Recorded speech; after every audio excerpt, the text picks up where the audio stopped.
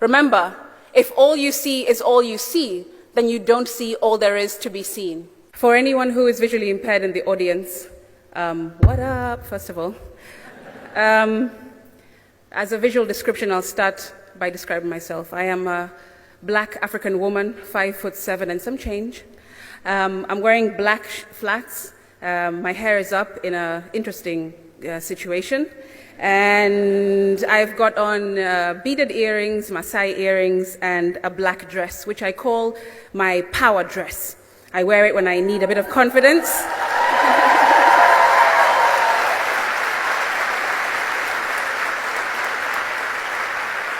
I wear it when I need a bit of confidence because right now I'm sweating in many places. My knees are like jelly and I really need to pee all of a sudden. But thank you for having me.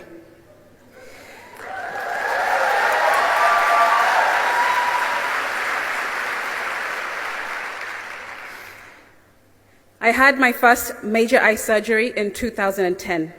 General anesthetic, knife to the eye, 2 hours instead of the quick 40 minutes they had anticipated, and it didn't work.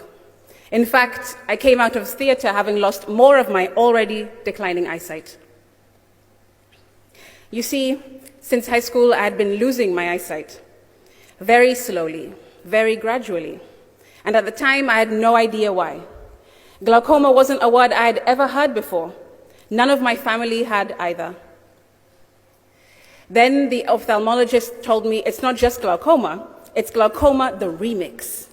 He said that my glaucoma had already caused a lot of havoc in my eyes and that they will not be able to stop it. That it's more aggressive in black Africans because of the color of our eyes, and that I'll probably be blind by 25. Between then and now, I've had over 20 different procedures, trying desperately to get back even a tiny bit of what I lost long ago. I was a teenager then. As my friends were discovering their paths and future ambitions, I was thrust into a world of darkness, grappling with the heavy burden of visual impairment in little Mombasa Island on the coast of Kenya. It's one thing to go blind, but it's another thing to go blind in a society that clings on discrimination, steeped with traditional prejudices. My name is Senator Crystal Asige, a human that is crazy about amplifying the voices of those who are overlooked and underestimated, the underdogs, like I have always been. I'm a fervent believer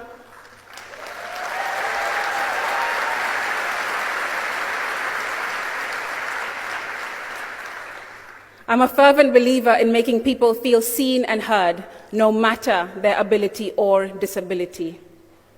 If you find me on social media, it may look incredibly colorful.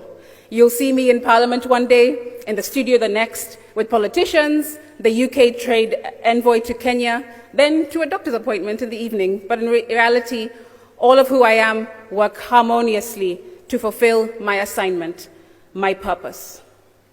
I feel like I've already lived 5 lives in one and encountered a plethora of lessons, each brimming with wisdom and perspective. However, the most crucial lesson I've learned is if all you see is what you see, then you don't see all there is to be seen. Let those words resonate, because they encapsulate my journey. In the depths of isolation and despair, I learned that if you cannot change a circumstance, then change the way you look at your circumstance. Because what is the alternative? In my case, the alternative was to give up. But that did not sit well with me. So I made the choice to either accept what is or commit to what could be, and I chose the latter. It became crystal clear to me that there is a difference between visual impairment and disability. This is visual impairment, but this is disability.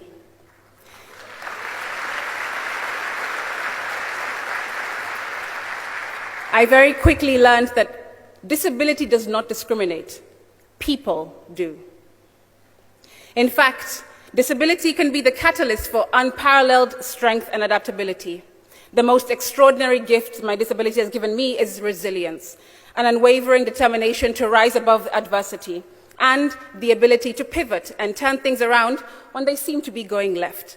I'm sure that's something that we all share here today as young people, right? Fast forward, the Dutch Ministry of Foreign Affairs found me in my work, just a needle in a haystack of changemakers like you, and invited me to last year's summit. It was here where I got the news that I had been gazetted into the 13th Parliament of Kenya.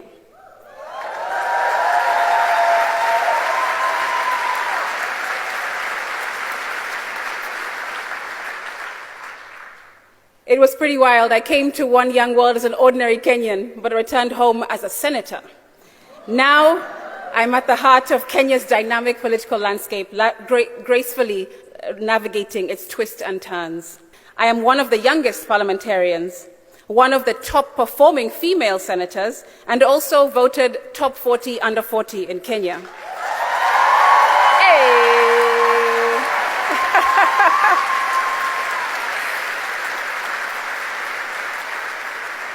The platform on which I stand today has played an integral role in shaping me into the person that I've become. It has infused me with the confidence that is nothing short of transformative. It's given me a glimmer of hope and inspired people who are young watching me, not only in Kenya but across the globe. Given me a voice that I've since used to champion the rights of PWDs, the youth and women in Kenya. It is truly remarkable what confidence mixed with hard work, good timing, and throwing in a dash of magic beans can achieve. Since the last summit, I've tirelessly worked towards making Kenya more inclusive and equitable. The laws that I am sponsoring now, such as the PWD Bill, the Kenya Sign Language Bill, the Learners with Disabilities Bill, the Startup Bill, the Public Participation Bill, and 4 major amendments to transportation laws to address increasing road crashes that are killing too many young people in Kenya today. I'm trying to pave a way for a more brighter and accessible Kenya for everyone today. Standing before you, I am not just Senator Crystal Asige.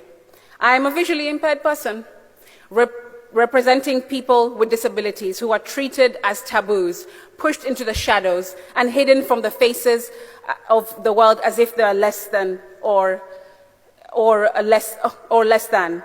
My mantra that I walk around with every single day is, I have glaucoma, but glaucoma does not have me.